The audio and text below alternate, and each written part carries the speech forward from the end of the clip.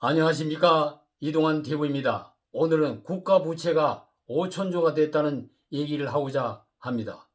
구독 꼭 눌러주시기 바랍니다. 세계 각국의 1월 21일 현재 부채는 6경 3,900조이며 그중 한국의 부채는 5천조에 달한다고 합니다.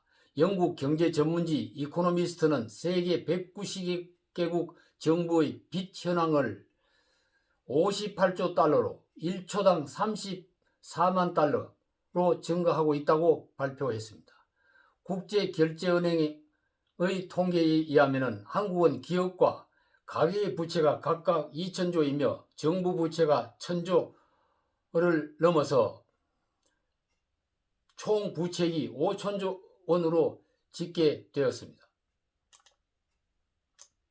지난해 전 세계에서 늘어난 빚 20조 달러 중 전반이 각국의 정부가 진 빚입니다. 2008년 세계 금융위기 이후에 계속된 정부의 재정 확대와 신종 코로나 사태로 정부의 재정의 급속한 증가로 부채는 늘어나고 있는 것입니다. IMF 조사 결과에 의하면 G20 국가의 GDP 대비 재정 지출 비율은 2009년 2.1%이며 지난해는 3.5% 증가했습니다. 지난해 주요 27개국 선진국 부채 비율은 2차 대전 직후 124%보다 높은 127%에 달했습니다. 기업이 짊어지고 있는 부채는 저금리와 경기 부진으로 빚이 계속 늘고 있는 것입니다. BIS에 의하면 지난해 1분기 선진국 기업 부채는 132조 4,300달러, 금융위기가 터진 2008년 대비 33% 늘어난 통계입니다. 지난해 말 은행권의 기업 대출은 976조 원으로 1년에 11% 증가한 통계입니다. 피지가 글로벌 신용도를 평가하는 기업 중 지난해 빚을 갚지 못한 기업이 65개곳이며 2017년의 7배, 2019년의 3배 이상이 되었다는 것입니다. 가계의 부채는 은행 저금리와 자산 가격 상승이 가계빚을 부추겼습니다. 국제금융협회의 추산에 의하면 한국의 가계빚은 역대 처음 GDP를 넘는 GDP 대비 가계부채 비율이 100.6%에 달했다는 것입니다.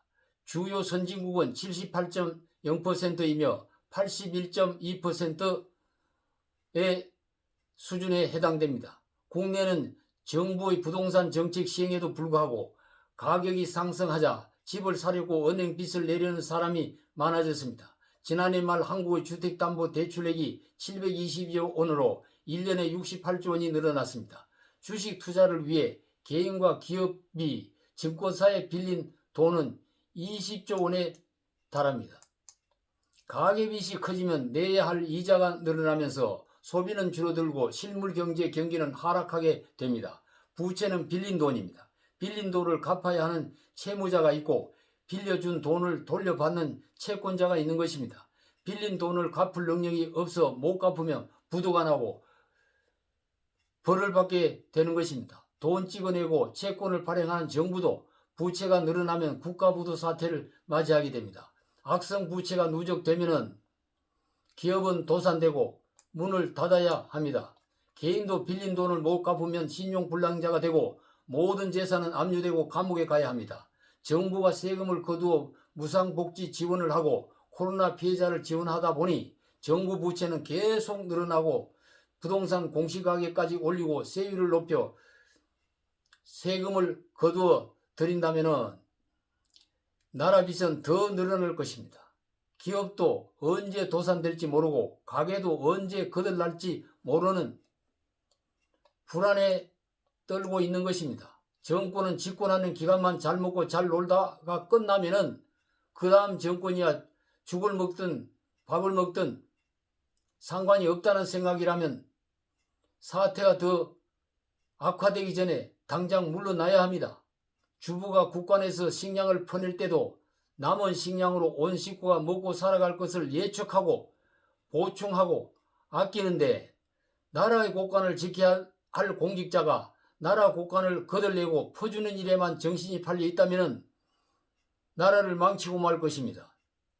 나라의 경제와 나라의 빚을 생각하면서 정부가 살림살이를 똑바로 해야 될 것입니다. 감사합니다.